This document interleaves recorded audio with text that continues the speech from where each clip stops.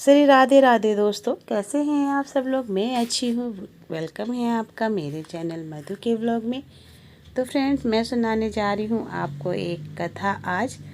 कहते हैं कि इस कथा को पढ़ने से 84 लाख योनियों से मुक्ति मिल जाती है और सुनने से भी। तो चलिए मैं पढ़ती हूँ और आप सुनिएगा। तो कथा में क्या है। एक बार की बात है कि यशोदा मैया प्रभु श्री कृष्ण के उल्हानों से तंग आ गई थी। बहुत ज़्यादा वो तंग आ चुकी थी और छड़ी लेकर श्री कृष्ण की ओर दौड़ी। उन्हें बहुत ही गुस्सा आ गया था, तो वो एक छड़ी लेके श्री कृष्ण की ओर भागने लगी।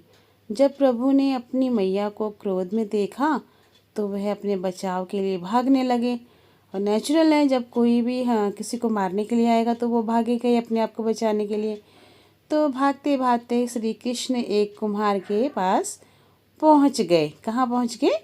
एक कुम्हार के पास, जो मिट्टी के बर्तन बनाते हैं ना, वो कुम्हार तो अपनी मिट्टी के बड़े घड़े बनाने में व्यस्त था। लेकिन जैसे ही कुम्हार ने श्री कृष्ण को देखा तो बहुत ही प्रसन्न हुआ। लोग कहते तो थे श्री कृष्ण की शिकायत तो करते थे, लेकिन श्री कृष्ण को प्यार भी बहुत करते थे। लेकिन जब देखा कि कुम्हार ने श्री कृष्ण वहाँ पर आए हैं तो वो बहुत ही खुश हुए। कुम्हार जानता था कि श्री कृष्ण साक्षात परमेश्वर हैं। तब प्रभु ने कुम्हार से कहा कि कुम्हार जी, आज मेरी मैया मुझ पर बहुत ज़्यादा क्रोधित है। मैया छड़ी लेकर मेरे पीछे आ रही है। भैया मुझे कहीं छिपा लो। ये बात श्री कृष्ण ने किससे कही?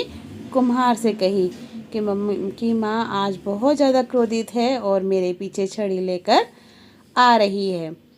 तब कुम्हार ने श्री कृष्ण को एक बड़े से मटके के नीचे छिपा दिया। क्या किया कुम्हार ने? श्री कृष्ण को एक बड़ा सा जो घड़ा होता है ना, उसके नीचे छिपा दिया। कुछ ही क्षणों में मैया यशोदा भी वहाँ पर आ गई और कुम्हार से पूछने लगी, क्यों रे कुम्हार, तूने मेरे कन्हैया को कहीं देखा है क्या? कुम्हार ने कह दिया, नहीं मैया मैंने तो कन्हैया को कहीं नहीं देखा। ये बात कुम्हार बोलने लगा। किससे? यशोदा मैया से। श्री कृष्ण ये सब बातें बड़े ही ध्यान से घड़े के नीचे से सुन रहे थे। अब मैया तो वहाँ से चली गई। अब प्रभु श्री कृष्ण कुम्हार से कहते हैं, कुम्हार जी, यदि मैया चली गई हो तो मुझे इस घड़े से बाहर निकाल दो। कुम्हार बोले, ऐसा नहीं प्रभु जी, पहले मुझे 84 लाख योनियों के बंधन से मुक्त करने का वचन दो। तो कुमार क्या बोले प्रभु से कि प्रभु आप मुझे एक वचन दीजिए, तब मैं आपको घड़े से बाहर निकालूंगा कि आप मुझे 84 लाख जो मेरी एक योनियाँ होती हैं, जो 84 लाख योनियों के बंधन से मुक्त करने का वचन दो, तभी मैं तुम्हें बाहर यहाँ से निकालूंगा। तो भाई आज तो भगवान पे ही आ गई। तो भगवान मुस्कुराए और कहा, ठीक है, मैं तुम्हें 84 लाख योनियों से मुक्त करने का वचन देता हूँ, अब तो मुझे बाहर निकाल दो। कुमार कहने लगा, मुझे अकेले नहीं प्रभु जी, मेरे परिवार के सभी लोगों को भी 84 लाख योनियों के बंधन से मुक्त करने का वचन दोगे तो मैं आपको इस घड़े से बाहर निकालूंगा।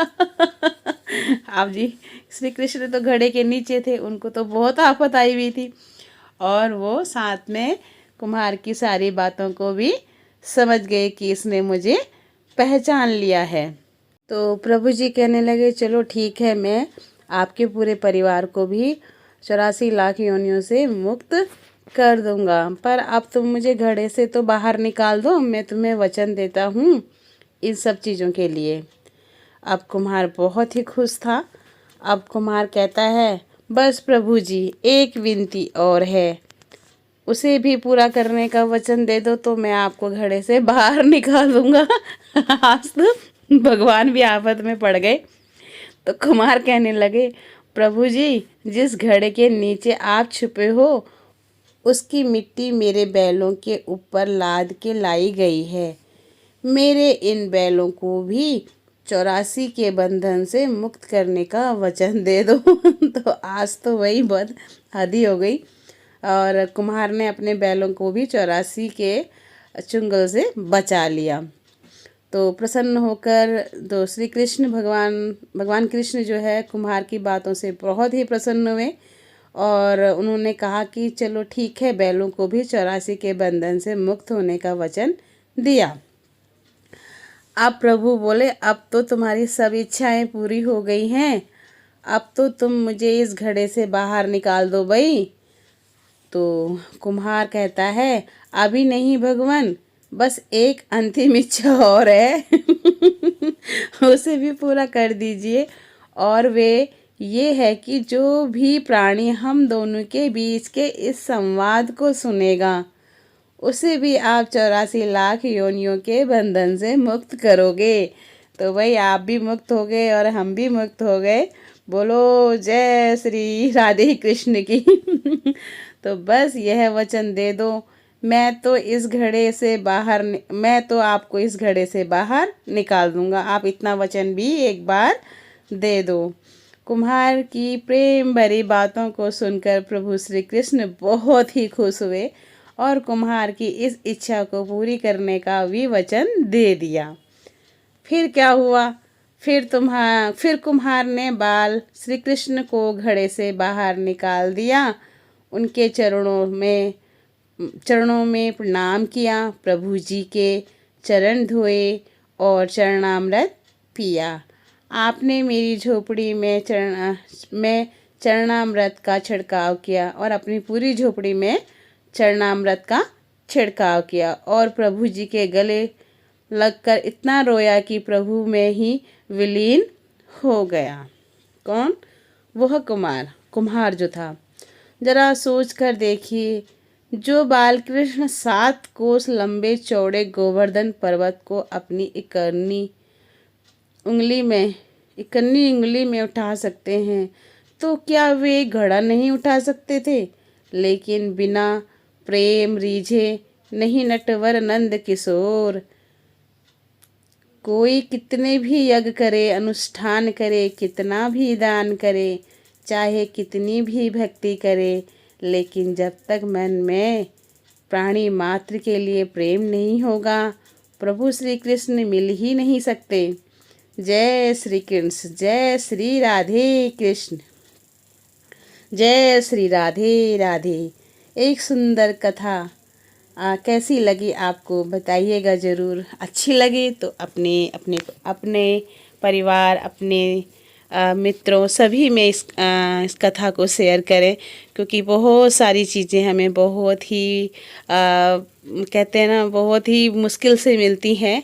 और अब जीवन इतना अस्त व्यस्त हो गया है कि हम जितनी भी सामाजिक चीज़ें हैं, पूजा पाठ, इन सब से आदमी बहुत ज़्यादा मतलब पीछे हो गया। अब जैसे पहले इतना कुछ हम लोग भी अपने टाइम पे देखते हैं, शायद आप लोगों को भी याद होगा अपने टाइम का कि कितने हम व्रत रखते थे। आज का टाइम इतना ज़्यादा वो हो गया है, एक तो व्यस्त इतना हो गया है, उसके बाद इंसान के अंदर इतनी इम्यूनिटी नहीं है कि वो व्रत रखे भी। हाँ, मुझे तो चक्कर आते हैं यार, 16 व्रत, एक महीने के सावन के व्रत, इतनी चीज़ें होती थी, तो वो अब सब चीज़ें कहाँ हैं? तो ये सब चीज़ें सुनने को बहुत ही कम मिलती है, क्योंकि इतना ज़्यादा हम लोगों का जीवन व्यस्त हो चुका है। तो कैसी लगी आज की कथा आप लोग ज़रूर बताइएगा। जो भी कथा में सुनाने में कोई भी गलती हो जाती है तो प्लीज़ सभी लोग क्षमा कीजिएगा, क्योंकि मैं भी इंसान हूँ। तो लेकिन मैंने भी ये कथा सिर्फ इसके जो वो था ना, टॉपिक था, सिर्फ वही पढ़ा था, तो मुझे बहुत अच्छा लगा।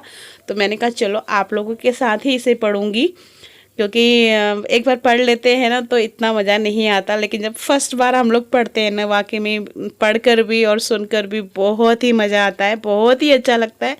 अंदर से रोम खिल जाता है, रोम खिल जाता है। तो आप समझ सकते हैं कि जिस तरीके से मैं अभी कथा को पढ़ रही थी तो मुझे बहुत अच्छा लग रहा था, बहुत ही आनंद मुझे आ रहा था। तो आप लोग भी बताइएगा कि आप लोगों को कैसी लगती है और किस तरीके की कहानियाँ या स्टोरी आप सुनना पसंद कर, तो आप लोग बताइएगा। मैं कोशिश करूँगी कि आपके का इच्छा अनुसार आपको कुछ सुना सकूं या दिखा सकूं। तो इसी के साथ फिर मिलते हैं। जय श्री राधे राधे।